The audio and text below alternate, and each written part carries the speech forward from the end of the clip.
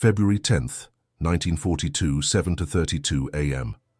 3,000 feet above Wake Island, Pacific Ocean, Lieutenant Commander John Thach grips the stick of his Grumman F-4F Wildcat as he watches 6 black dots diving from the blue sky. Mitsubishi A6M Zeros in hunting formation, descending at 350 miles per hour directly toward his 4 Wildcats. He's 37 years old, with 214 flight hours in Wildcats, and 90 seconds before the Japanese are within firing range. The Zeros slice through the air like blades. Thach knows the numbers by heart. The Zero turns in 14 seconds, his Wildcat needs 19. The Zero climbs at 3,000 feet per minute. His Wildcat struggles to reach 2,400. The Zero has a roll rate that makes American pilots look like they're swimming through molasses. Thach twists the stick, trying to position himself for the first engagement. His .50 caliber tracers cut through empty sky. The Zeros have already moved, already turned, already behind him. He pulls hard, G-force pressing his body against the seat, and the Zero simply turns tighter, always turns tighter. Around him, the scene repeats itself. One Wildcat tries to turn with a Zero. The Zero completes the circle first. 20 Mesa machine guns tear through the air. Black smoke. Another American pilot dies trying to do what his training taught him. Engage, turn, fight. 43 Wildcats lost in one-on-one combat with Zeros since December. 43 pilots who tried to fight by the old doctrine. 43 caskets shipped home. What Thach doesn't know, what none of the Japanese pilots diving toward him can imagine, is that 3 days ago, sitting alone in his quarters at Naval Air Station San Diego, he held 2 wooden matches and moved them in an impossible pattern. A pattern that violated every line of United States Navy fighter doctrine. A pattern his 4 pilots secretly practiced for the last 72 hours. A pattern that seems insane, making his Wildcats fly directly toward each other while enemies chase them. 18 Zeros in the sky, 4 Wildcats. The mathematical odds are a massacre waiting to happen. 0 victory rate against Wildcats, 87%. But Thach reaches for the radio, takes a deep breath, and transmits 2 words that will change Pacific air warfare forever. Weave. Now, if you want to see if Thach's matchstick weave worked against Zeros, hit that like button right now and subscribe, because what happens next is insane. Back to Thach. He'd called his wingman, Lieutenant Edward O'Hare, into his quarters that night, showed him the matches, explained the weave. O'Hare stared at the matches for 30 seconds. Then he looked at Thach and asked one question: when do we test it? 4 days later, Thach was about to find out if his matchstick trick would save lives or get 4 pilots killed. The 6 Zeros were 200 yards out and closing fast. His hand moved to the radio. Time to try something that had never been done in combat. Time to find out if 2 matches could beat 6 Zeros. Thach's voice cracked across the radio. Weave on my mark. His wingman, Lieutenant, junior grade, Edward Bassett, was 800 feet to his right. 2 more Wildcats, piloted by Ensigns Daniel Sheety and Edgar Coulson, flew another 1,000 feet beyond Bassett. 4 American fighters in a loose line, 6 Zeros diving from 11,000 feet. Standard doctrine said, split up, turn independently, fight alone. But Thach keyed his radio and gave an order that had never been spoken in UNS. Navy combat. Bassett, on me. Weave pattern, execute. Bassett turned his Wildcat toward Thach. Thach turned toward Bassett. They flew directly at each other. The Zeros dropped to 8,000 feet. Japanese pilots probably thought the Americans were panicking, probably thought 2 Wildcats were about to collide. But Thach and Bassett didn't collide. At 400 yards, both pilots banked hard. Thach pulled left, Bassett pulled right. They crossed paths with 200 feet separation, then kept turning, coming around to cross again. A figure-8 pattern, 2 aircraft weaving back and forth like those matches on Thach's desk. The lead Zero pilot picked Bassett, committed to the tail chase, closed to 600 yards. Standard Zero tactic. Get close. Use superior maneuverability, hammer the target with 20 mm cannon fire. The Zero pilot probably expected Bassett to try turning with him, probably expected an easy kill. But Bassett didn't turn away from the Zero. He turned toward Thach. The Zero followed, lining up guns 500 yards and 400 yards. The Zero pilot had Bassett centered in his gun sight, 3 seconds from firing. Then Thach's Wildcat came screaming through the weave pattern from the opposite direction. The Zero pilot suddenly had a new problem. He was chasing Bassett, but Bassett was flying directly toward another Wildcat, and that Wildcat had guns pointed straight at him. Thach opened fire at 300 yards, 50 caliber machine guns, 70 rounds per second. The Zero pilot had one choice: break off the attack or fly into a wall of bullets. He broke off, pulled hard right, climbed. The other 5 Zeros scattered. For the first time in Pacific combat, Zeros were running from Wildcats. Sheety and Coulson had watched the weave work. Now they tried it. Sheety turned toward Coulson. Coulson turned toward Sheety, 2 more Wildcats weaving. Another Zero committed to Coulson's tail, got to 400 yards. Then Sheety came through the weave, and the Zero pilot flinched, pulled up, disengaged. The dogfight lasted 6 minutes. 6 Japanese Zeros versus 4 American Wildcats. Standard outcome should have been 4 dead Americans, but when the Zeros finally climbed away and headed northwest, all 4 Wildcats were still flying. Thach checked his fuel, checked his wingmen.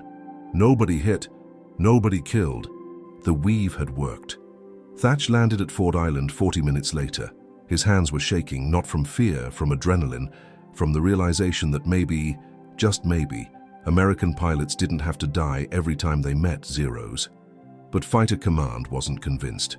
Thach filed his combat report that afternoon, described the weave, explained how it worked, recommended immediate adoption across all fighter squadrons. The response came back 3 days later. Interesting tactic, needs further testing, not approved for widespread use.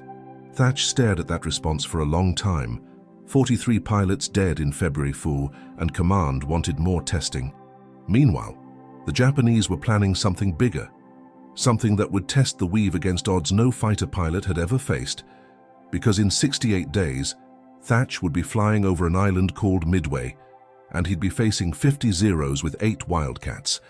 Between February and June 1942, Thach trained Fighting Squadron 3 on the weave every single day. Morning flights, afternoon flights, night formations. When the moon was bright enough, his pilots flew the pattern until they could execute it blind. Turn toward your wingman, cross, turn back, cross again. Simple in theory, brutal in practice at 300 mph with Zeros shooting at you. The Navy still hadn't officially approved the tactic, but Thach didn't wait for approval. He taught it to every pilot who would listen, showed them the matches, drew diagrams on blackboards, explained the geometry. If a Zero commits to your tail, you turn into your wingman. The Zero has to choose, follow you into your wingman's guns or break off. Either way, you survive. Some pilots understood immediately. Others thought Thach was crazy. One squadron commander told him the weave violated basic fighter doctrine. You can't fly toward another aircraft in combat. You'll collide. You'll panic. You'll get both pilots killed. But Thach kept teaching because pilots kept dying.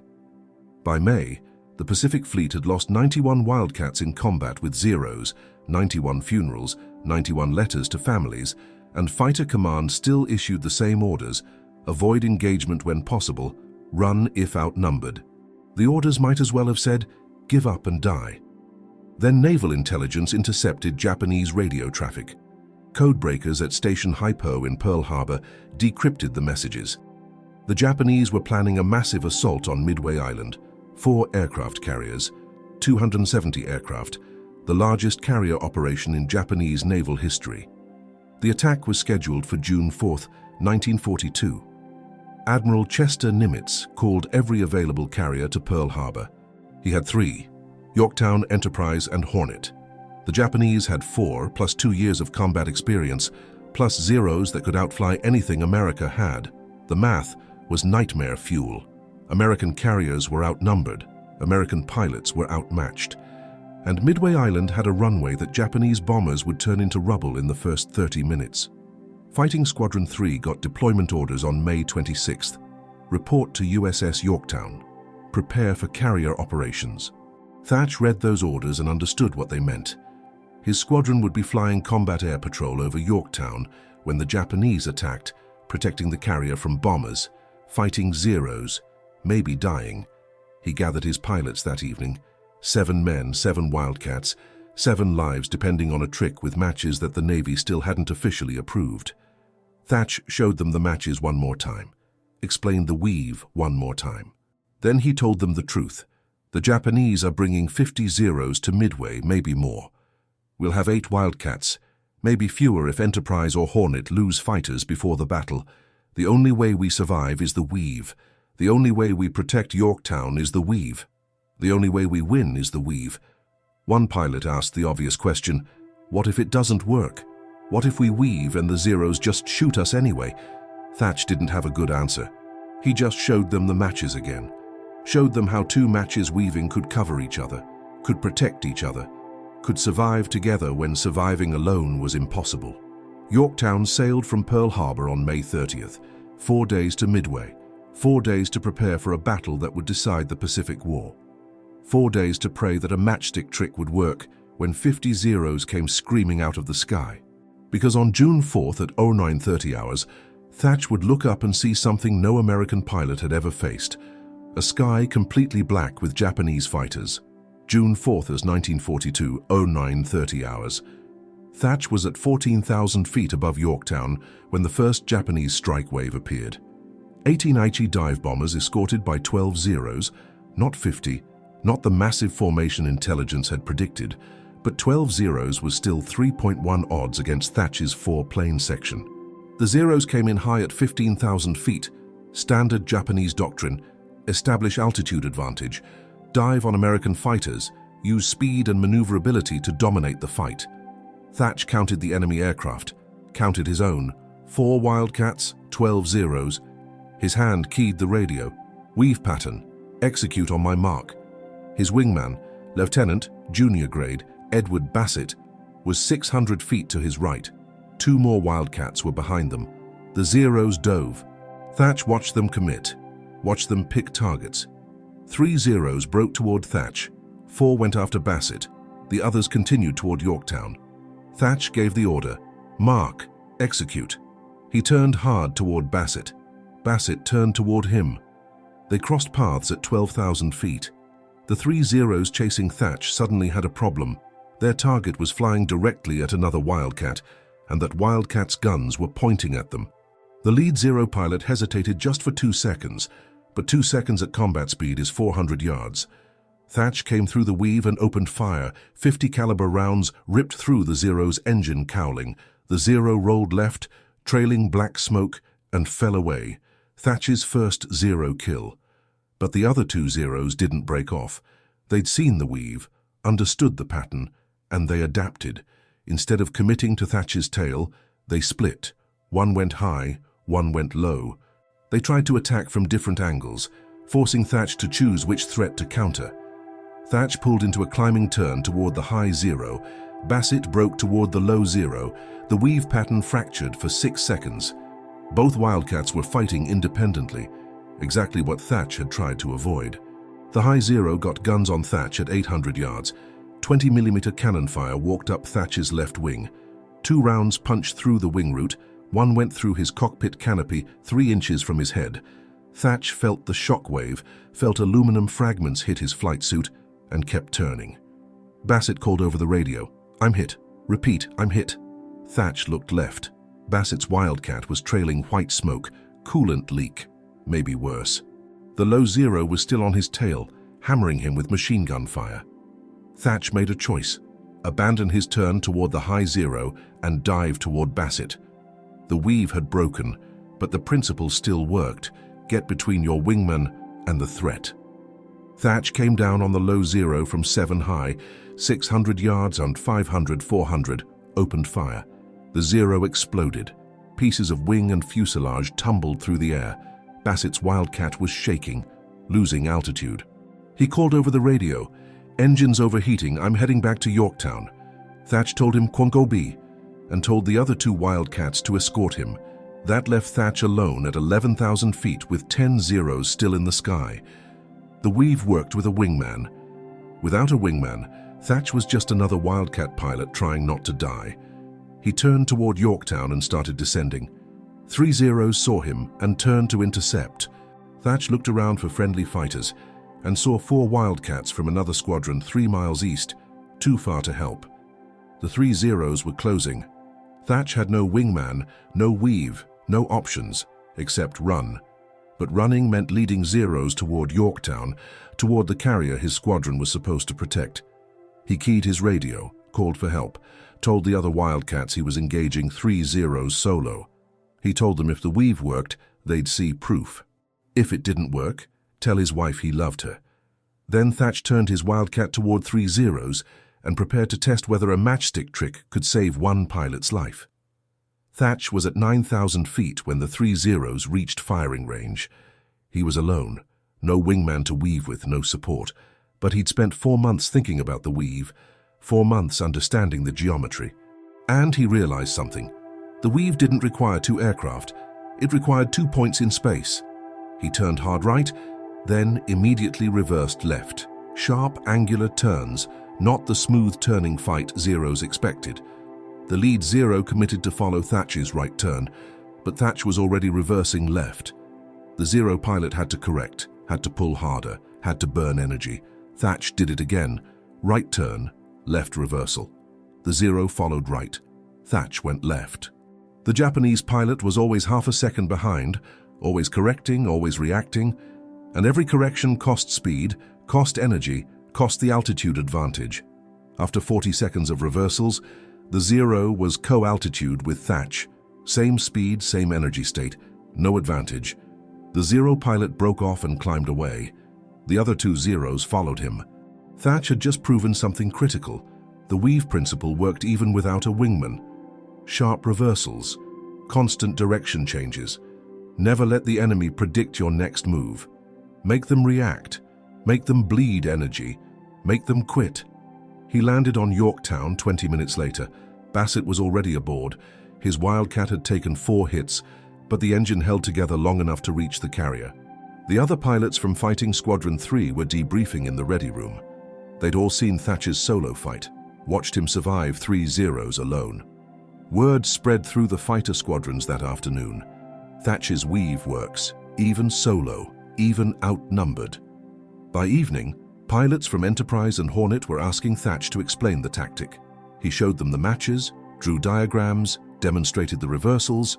Some pilots tested it that night, pair flights over the carrier groups, practicing the weave, learning the timing. By June 5th, 18 Wildcat pilots could execute the pattern. By June 6th, 32 pilots. The weave was spreading through the fleet faster than any official doctrine ever had. Japanese pilots noticed. Radio intercepts from June 7th included references to new American tactics. American fighters flying in coordinated pairs, American fighters executing unpredictable maneuvers, American fighters that refused to die. One intercepted message from a Japanese fighter commander said, "American Wildcat pilots have changed their methods. Expect increased resistance." On June 10th, Fighting Squadron 3 flew combat air patrol over a convoy near Midway. 8 Wildcats, 14 Zeros attacked. Thach called the weave. All 4 pairs executed. The Zeros tried their standard tactics, tried to isolate individual Wildcats, tried to use superior maneuverability.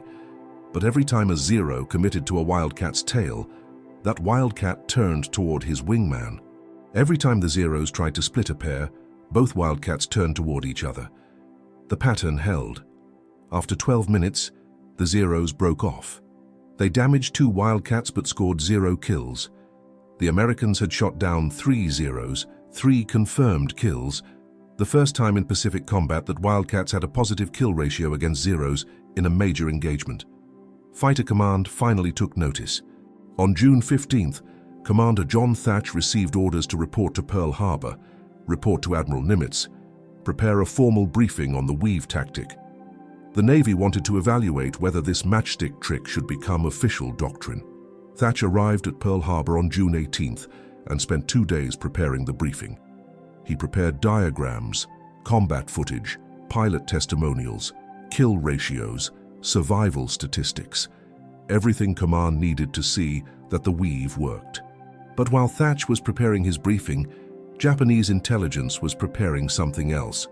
They'd analyzed the new American tactics, studied the weave pattern, and developed a counter-tactic, a way to break the weave, a way to kill both Wildcats at once. On June 21st, Thach would brief Admiral Nimitz on the weave, but on June 23rd, Fighting Squadron 3 would face 18 Zeros over Santa Cruz Island, and those Zeros would be using tactics specifically designed to destroy the Thach weave. June 23rd, 1942, 8:15 hours, Santa Cruz Island. Fighting Squadron 3 was escorting a convoy when radar picked up contacts. 18 bogies inbound from the northwest, distance 12 miles. Thach counted his Wildcats, 8 aircraft found, 4 pairs, standard weave formation. He'd briefed Nimitz 3 days earlier. Nimitz had authorized field testing of the weave across all Pacific fighter squadrons. Now Thach was about to discover that the Japanese had done their homework too. The Zeros came in at 16,000 feet, but they didn't dive immediately. They circled, waited. Thach watched them orbit at altitude for 90 seconds. Strange behavior. Zeros always attacked immediately, always used altitude advantage fast before Americans could climb. But these Zeros were waiting for something. Then Thach understood. The Zeros were coordinating. 6 Zeros broke left, 6 broke right, 6 stayed high, 3 groups, 3 angles of attack. They'd seen the weave. They knew 2 Wildcats could protect each other from one direction, but 3 directions simultaneously. That was different. The attack came at 0807, 6 from high, 6 from the left flank, 6 from the right. Thach called the weave, but his pilots hesitated. Which threat do you counter when threats are coming from 3 directions? Lieutenant Bassett chose the high Zeros, turned into them, but that exposed his right flank to the right side group. Ensign Sheety turned to cover Bassett's right, but that broke the weave pattern with his own wingman. Suddenly, all 4 pairs were fragmented, 8 Wildcats fighting independently, exactly what the Japanese wanted. Thach saw it happening, saw the weave collapsing. He keyed his radio, reform pairs, lock onto your wingman, execute standard weave, ignore the other groups. His pilots heard him. Bassett turned hard toward his wingman, found him, locked in. They executed the weave even with Zeros attacking from multiple directions. The high Zeros dove. Bassett turned toward his wingman. The Zeros followed, flew into his wingman's guns. 2 Zeros exploded. The others pulled up. The left group tried next, came in at 14,000 feet. Thach and his wingman executed the weave. 1 Zero committed, flew through the crossing pattern, took 50 caliber rounds through the cockpit, and fell away smoking. The right group attacked Sheety's pair, same result. Weave held, Zero crashed. After 8 minutes, the Japanese had lost 5 Zeros. The Americans had lost 0 Wildcats. The coordinated 3-direction attack had failed. The Zeros climbed away. But Thach knew something critical had just happened. The Japanese had adapted. They'd studied the weave and developed counter-tactics. The fact that the counter-tactics failed didn't matter. What mattered was Japanese command was taking the weave seriously. Seriously enough to train pilots specifically to defeat it. That evening, Thach filed a combat report, described the 3-direction attack, described how the weave held even under coordinated assault, and recommended immediate widespread adoption. No more testing, no more evaluation. The weave worked against standard tactics. It worked against adapted tactics. It worked, period. The report reached Admiral Nimitz on June 25th. Nimitz forwarded it to Admiral King, Commander-in-Chief of the UNAMSI's fleet. King read it, read the kill ratios, read the survival statistics. 0 American losses, 5 Japanese losses, 8 Wildcats versus 18 Zeros. On June 29th, Admiral King issued Fleet Order 41-1942. All fighter squadrons in the Pacific Fleet would immediately adopt the Thach weave as standard combat doctrine. Mandatory training for all pilots, mandatory execution in all engagements. The matchstick trick was now official U.S. Navy tactics, but orders from Washington took time to reach every squadron, time to train pilots, time to practice the pattern, and the Japanese weren't waiting. On July 7th, over Guadalcanal, 32 Zeros would attack 12 Wildcats from 6 different squadrons. Some squadrons knew the weave, some didn't, and the ones that didn't would learn the hard way why Thach had been teaching matches for 5 months. July 7, 1942, Guadalcanal. 12 Wildcats from 6 different squadrons flew combat air patrol over Henderson Field. 4 pilots had trained on the Thach weave, 8 had not. At 11:20 a.m., 32 Zeros appeared from the north. The 4 pilots who knew the weave immediately paired up and executed the pattern. The 8 who didn't know it fought independently, traditional 1 versus 1 dogfighting. 22 minutes later, 6 Wildcats were shot down. All 6 were pilots who fought independently. The 4 pilots using the weave survived without damage. They claimed 7-0 kills between them. Admiral Halsey read that combat report and immediately issued orders. Every fighter pilot in the South Pacific would learn the Thach weave within 2 weeks, no exceptions. Training programs started on July 10th. Thach flew to Guadalcanal and spent 3 weeks teaching the weave to every squadron on the island. Morning briefings, afternoon flight training, evening debriefs. He showed pilots the matches, drew the diagrams, flew demonstration patterns. Some pilots learned in 2 days. Others needed a week, but every pilot learned. By August 1st, 96 Wildcat pilots could execute the weave. By September 1st, 214 pilots. The tactic spread from the Pacific to the Atlantic, from carriers to land bases, from Wildcats to other aircraft types. P-38 Lightning squadrons started using it. P-40 Warhawk squadrons. Even some bomber formations adapted the crossing pattern for defensive purposes. The results were immediate and dramatic.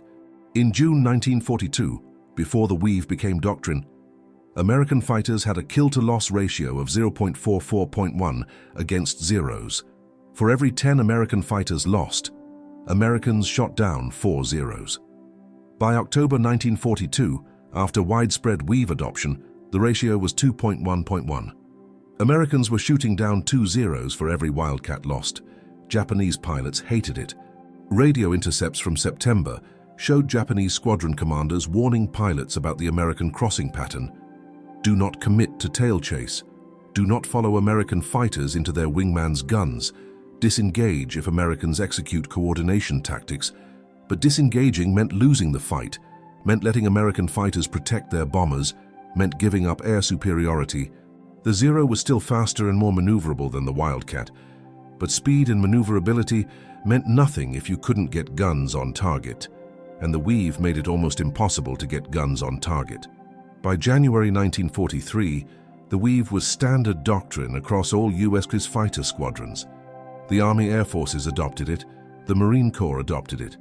British Royal Navy pilots started learning it for their carriers. The tactic that started with 2 matches on a desk in San Diego had become the foundation of Allied fighter doctrine. Thach received the Navy Cross in February 1943. The citation read, "For extraordinary heroism and distinguished service in the development of fighter tactics that have saved numerous American lives and contributed significantly to the success of U.S. naval aviation operations." But Thach didn't care about medals. He cared about numbers. In the 6 months before the weave, the Pacific Fleet lost 137 Wildcats in combat with Zeros. In the 6 months after the weave became doctrine, the fleet lost 41 Wildcats, 96 pilots who came home because 2 matches could cross paths. Fighter Command assigned Thach to training duty in March 1943, pulled him from combat operations, and sent him back to San Diego to teach the weave to new pilots. He hated it, hated being away from the fight, but Command told him he was more valuable as an instructor than as a combat pilot, more valuable teaching the trick than using it. Thach trained pilots for 18 months, taught the weave to over 800 naval aviators. Every one of those pilots took the tactic to combat.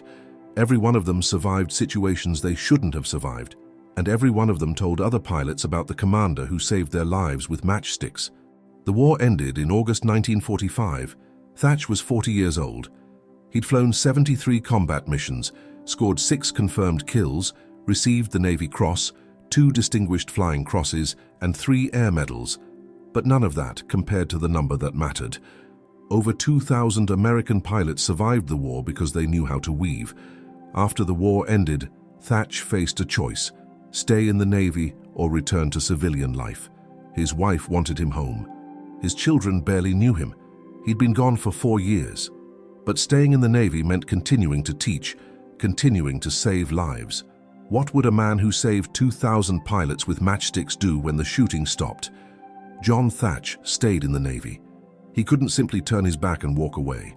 He couldn't abandon teaching, couldn't leave behind the young pilots who still needed to learn how to survive the merciless skies of war. For Thach, every new face that entered the briefing room represented a life that could be saved, a son who could return home, a family that wouldn't need to receive that devastating letter from the War Department. He dedicated the next 27 years of his life training generations of fighter pilots, developing increasingly sophisticated tactics, refining aerial combat strategies, and, above all, saving lives without ever needing to pull the trigger of a machine gun again. His war was now fought in classrooms, in flight simulators, in hangars where young aviators listened to his stories with almost religious reverence. The Navy recognized his invaluable contribution. In 1946, just 4 years after Midway, Thach was promoted to commander. In 1952, he reached the rank of captain. In 1960, he attained the rank of rear admiral. Each promotion brought more responsibility, more lives under his care, more opportunities to spread the knowledge he had acquired with so much sweat and blood over the Pacific. During the Korean War, Thach commanded entire carrier groups. He never flew combat again. Those days had been left behind, along with the Wildcats and the Zeros and the burning sky of Guadalcanal. But his pilots flew, and each one of them, without exception, knew the weave. They knew the movements, knew the rhythm, knew that deadly ballet of aircraft crossing in the air that transformed vulnerability into strength. Korean warfighter pilots began to officially call the tactic the Thach Weave. It was something unprecedented in military history. No other tactical maneuver had ever carried a pilot's name while he was still alive, still serving, still teaching. It was a living testament to his genius, engraved not in bronze or marble, but in the very skies where his disciples fought. When Vietnam exploded into violence in the 1960s and 1970s, the weave evolved again. The pilots of the F-4 Phantom, those brutal supersonic machines that tore through the sky at speeds Thach could barely have imagined in 1942, adapted the maneuver for high-speed combat. They called it the Fluid 4 formation. The name had changed, the aircraft had changed, the speed had tripled, but the principle remained absolutely intact. The same crossing pattern, the same mutual protection, the same philosophy of collective survival. American pilots used the Fluid 4 against North Vietnamese MiG-17s. History repeated itself with cruel irony.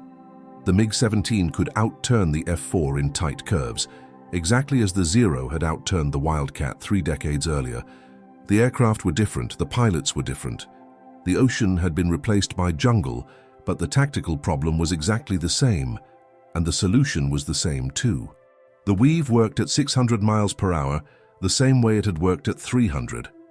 The physics had changed, technology had advanced light years, but the fundamental principles of air combat, mutual protection, situational awareness, teamwork remained eternal. Thach's matchstick still saved lives over the rice paddies of Vietnam. Thach retired from the Navy in 1973 at 68 years old, a 4-star admiral with 40 impeccable years of service dedicated to the nation. He returned to San Diego, to the sun-bathed California city where it had all begun decades before, and settled into a quiet, almost anonymous life.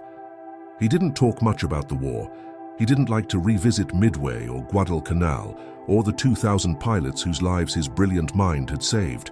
For Thach, there was no glory in it, just duty fulfilled, just what needed to be done. When reporters occasionally found him and asked about the weave, about that maneuver that had changed the history of combat aviation, he always answered the same thing, with that unwavering humility that characterized him. It wasn't genius, he would say. It was pure desperation. I just wanted my boys to come home. For Thach, it was that simple. There was no heroism, no tactical brilliance, nothing but a desperate man trying to protect his friends from slaughter. But for the fighter pilots who had studied his tactic, who had flown his maneuvers, who had survived because of his innovation. He was much more than that. He was a savior. Fighter pilots never forgot him. They never could forget. Every year, religiously, on February 10th, the anniversary of that first combat test of the Weave over the Pacific in 1942, when Thach and his men proved that matchsticks on a table could transform into salvation in the skies, naval aviators from across the country would call Thach. They called to thank him, to tell stories, to share moments when the Weave had saved their lives or the lives of their wingmen. 30-year-old pilots called, 70-year-old pilots called, men who had flown over Korea, over Vietnam, over the Persian Gulf, men who had faced MiGs and SAMs and all the horrors of modern air combat and had survived because a commander, decades before, had thought about crossing aircraft in the air like matchsticks on a table. Thach listened to each story with complete attention. He never interrupted, never seemed bored, never treated those calls as an obligation. For him, each phone call was a reminder of why it had all been worthwhile. Every hour of study, every simulation, every briefing, every moment of doubt during those terrible days of 1942 when defeat seemed inevitable, and he remembered every name, every pilot who called, every story that was told, every life that touched his through those annual calls. Thach kept everything in memory with the same meticulous care with which he had developed his tactics decades before. In 1981, the Navy paid him an official tribute. They named a building in his honor, Thach Hall at Naval Air Station Pensacola, one of the most prestigious fighter pilot training facilities in the world. It wasn't just a building, it was a temple of naval aviation, where each new aviator took their first steps toward the golden wings they so desired. Every naval aviator who earns their wings passes by that building. All of them, without exception, walk before a bronze plaque with Thach's face engraved with artistic precision. And below the face, 3 words that summarize John Thach's entire philosophy, his entire contribution to military aviation, his entire legacy. Innovate, adapt, survive. 3 words, 3 commands, 3 principles that saved thousands of lives and continue to save them to this day. John Smith Thach died on April 15, 2001, at 86 years old. He lived long enough to see the Cold War end, to see the fall of the Berlin Wall, to see a new generation of stealth aircraft that seemed to have come straight out of science fiction books. He lived to see his tactics adapted for technologies he could never have imagined on that distant morning in 1942 when he sat down with matchsticks and began moving them across a table. His funeral at Arlington National Cemetery was an impressive demonstration of respect and gratitude. Over 300 naval aviators attended, a crowd of blue uniforms and decorations gleaming in the sun. Many of these men were in their 70s and 80s. They were men who had flown Wildcats in 1943, facing Zeros over islands whose names few could pronounce. Men who had flown Phantoms in 1967, dancing with MiGs over Hanoi while anti-aircraft missiles exploded around them. Men who had flown Hornets in 1991, dominating the skies over the Iraqi desert during Desert Storm. All of them. Every single one of those men was alive because a commander, decades before D, had thought about matchsticks. As the casket was lowered with full military honors, as the rifle salutes echoed over the perfectly aligned white headstones, as the bugle call cut through the air with its melancholic melody, each of those pilots knew an undeniable truth. They were there, breathing, living, remembering, because John Thach had cared enough to think, to innovate, to never give up on finding a solution. Today, more than 2 decades after his death, the Thach Weave is still taught at every fighter pilot school in the United States military, not just in the Navy, but also in the Air Force, in the Marine Corps, in every branch that puts men and women in cockpits and sends them into the sky where life and death are decided in fractions of a second. Modern versions have been adapted for stealth fighters, for beyond visual range combat, for technologies that would make a 1942 Wildcat seem like little more than a flying bicycle. The aircraft changed, the speeds changed, the weapons systems changed. But the fundamental principle of the Weave never changed, because it was based on something deeper than technology. It was based on trust, on teamwork, on 2 pilots protecting each other, turning toward each other, crossing paths, surviving together. At the National Naval Aviation Museum in Pensacola, the same location that houses Thach Hall, there is an exhibit that few visitors notice, but that no fighter pilot ignores. In a carefully lit glass case, next to a perfectly scaled model of an F-4F Wildcat with Thach's markings, is preserved his original pack of matches. They are just common matches. Some are burned, others intact. The box is worn, stained by time and handling. But a plaque beside it explains their importance with simple and powerful words. Lieutenant Commander John Thach used these matches to develop the tactical innovation that saved over 2,000 American pilots during World War II. School groups walk past that case every day. Hundreds of children, teenagers, visiting families. Most don't stop. They're going to see the gleaming fighters, the interactive cockpits, the exhibits with flight simulators. To them, they're just old matches in a box. But fighter pilots always stop, always. They stop before that case and stare at those matches. And they understand. They understand that genius doesn't need to come from sophisticated laboratories or supercomputers. They understand that innovation can be born from desperation and necessity. They understand that sometimes the difference between life and death, between victory and defeat, between 2,000 families receiving their heroes back or 2,000 families receiving coffins, can come from something as simple as a man thinking creatively with common objects on a table. They understand that those matches represent something greater. They represent intellectual courage. They represent the refusal to accept the unacceptable. They represent the unwavering determination to find an answer when everyone says there is no possible answer. If this story moved your heart the same way it moved ours, if you felt the weight of the responsibility that Thach carried, if you imagined those young pilots returning home thanks to matchsticks moved across a table, do me a favor. Hit that like button right now. Every like, every interaction tells YouTube that this story deserves to be seen. That men like John Thach deserve to be remembered. That heroism doesn't just come from pulling triggers, but also from thinking, from creating, from refusing to accept that your friends must die simply because the enemy has better aircraft. Click subscribe and turn on notification bells. We're rescuing forgotten stories from dusty archives every week. Stories about pilots and commanders who saved lives with matchsticks and courage, with intelligence and determination.